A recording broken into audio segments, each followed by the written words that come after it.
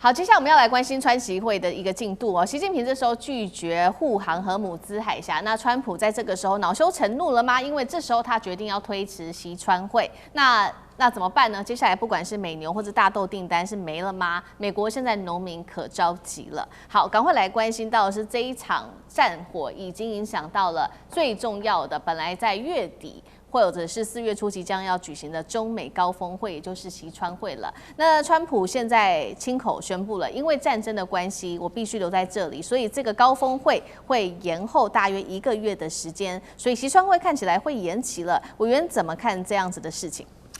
对，其实我一直都在想说，真的有习川会吗？就是真的已经讲好了习川要会吗？因为如果大家要去回溯一下过去所有的新闻，都是川普一个人在自说自话，说他3月底要到北京去跟习近平见面哦，然后已经讲好习川会了。可是你看中国大陆所有的发言都是一样的，就像放录音带一样。第一，元首外交不可替代；第二，仍然保持良好沟通。这个就是一个非常冠冕堂皇的外交辞令。可是中国大陆从来没有说死，说真的要习川会，什么我们北京热烈欢迎川普到北京来访问，从来没有讲过。所以其实。在这个前提之下，如果中国大陆并没有表达这么强烈的意愿，或者甚至八字连一撇都没有，那么有没有会一点都不重要啊。对北京政府来讲，甚至我都怀疑说，搞不好北京政府也不想会，因为对北京政府来说，你打到了我最重要的盟邦伊朗啊，还不要讲说战略的伙伴了，光是在经济利益，伊朗就是中国大陆“一带一路”中欧班列不可或缺的一个重要的据点。在这个时间点上，你打到了那里去，我怎么可能跟你会呢？如果这个时候习近平跟川普会了，习近平怎么面对伊朗啊？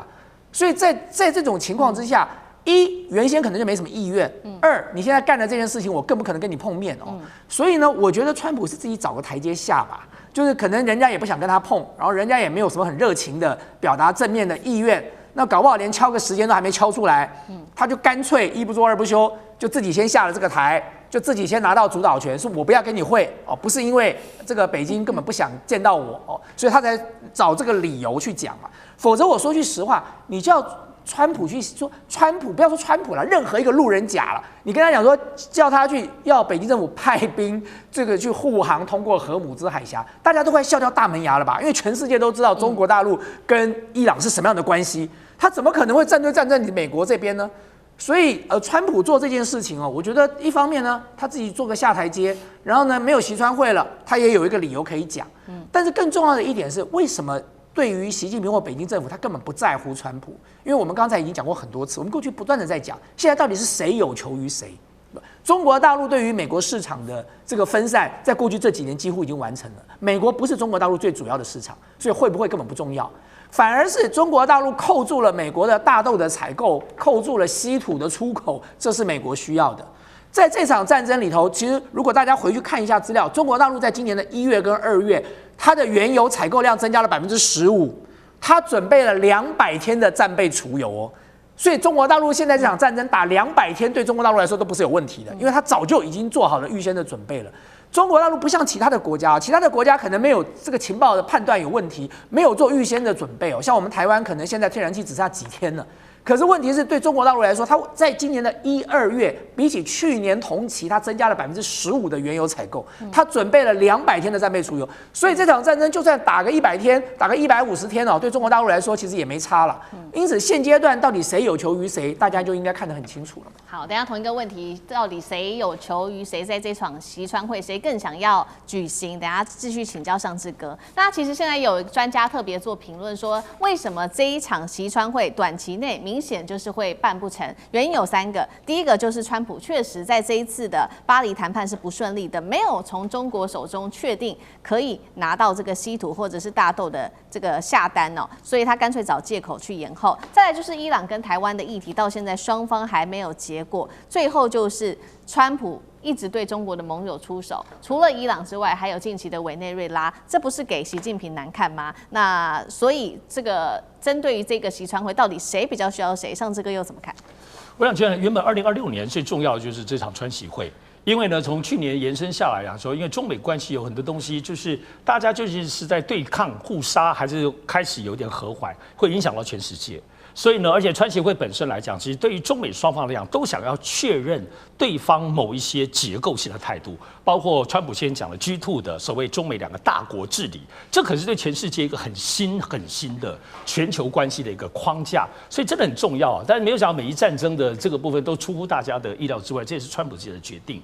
当然，我们其实就最近这1个多月以前，以香港南华早报所披露一些东西，在今年3月，也就是3月初的时候，美国确实有针对于这次川普的部分的前区的谈判的团队有去，就要去讨论安排川普的后面的行踪，比如说要不要去上海，美国说不要，那么要多少人？一开始说要500多人，川普说要个大阵仗去谈判，所以早期美国也是有备而来的，但是真的就是我觉得是被美伊战争给打乱了脚步，可中国大陆确实在这整个过程里头非常非常稳哈。我觉得中国大陆确实这个稳，一方面来讲，他没有要川普什么，而且其实是川普要他的，特别都知道嘛，其中选举，川普就是要很多利多，特别是农民的很多的这个东西要靠中国大陆给。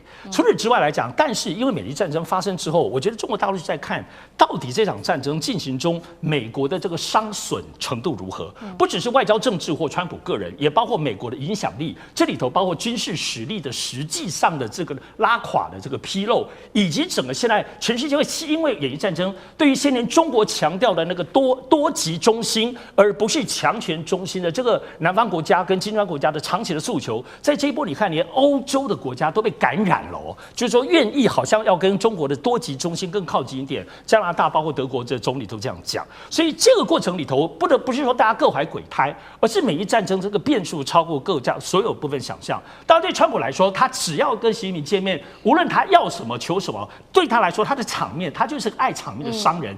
他如果没有气势，他如果没有一个厉害的条件，他没有个自己可以在里头游刃有余的立场，这3个没有的话，他就不会谈。但我必须得说，他也是聪明的啦，贼的往后延嘛，很多东西没有取消，只要往后延。我认为中国大陆也还是愿意跟美国谈，因为中美这个架构上，中美架构把台湾问题今年在2026年谈出一个相对的方向性。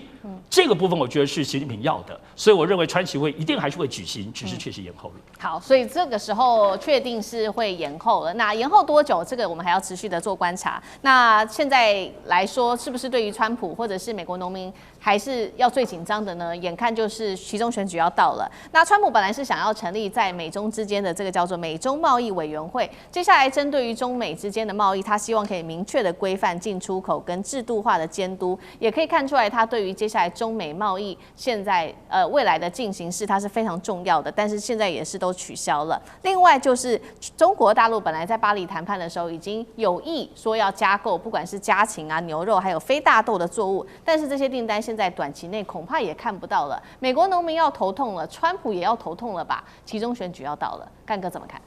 美国本来你知道吗？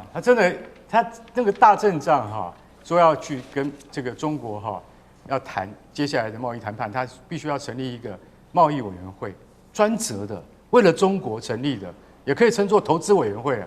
现在结果因为伊朗战事就停下来了。我跟你讲，美国农民很急啊，为什么？3月啊，春耕啊，要播种啊。播种，你知道这个前面那个大豆的问题，不是中国已经答应1200万吨吗？3月以前要买，对不对？5月要再买2500万吨嘛，对不对？然后豆农都在想说，有啊，我们听到新闻，我们看电视啊，可是订单没有到我们公司来啊。也就是说，大陆一点都不急，中国一点都不急。我看你什么时候要跟我谈，对不对？你现在主动推迟了川协会啊，那我们就不急了嘛。是你要跟我做生意，不是我要跟你做生意。我已经释放善意说，我还多买美国牛肉，我还多买其他非大豆的作物了。然后你现在说要推迟，好吧？那不是我在急，是你在急啊。现在怎么办呢？你要知道，除了这个以外，还有另外一样，你知道叫什么？氮肥，就是肥料啦。这些农民不是要播种吗？这些不管是大豆啊，或是各式的其他杂粮的播种，需要大量的氮肥啊。美国每年要买多少？美国每年要买50亿，从哪里买？从中东买。中东哪里买？中东的船要运出来，现在是油轮出不来，连载肥料的船都出不来，这全部都是因为战争造成的。所以现在头在烧的是什么？是农民，而不是川普。你不知道美国农民他现在正准备要施肥的时候，这些氮肥都来自哪里？阿拉伯联合大公国就是被攻击的那个国家，还有科威特等等，都是一样的产油国。为什么？因为石油的副产品就是从天然气里面提炼氮肥出来的，这些通通都受影响。还有油价也受影响。你知道现在开 Uber 从圣塔莫尼卡开到好莱坞，你知道多少钱？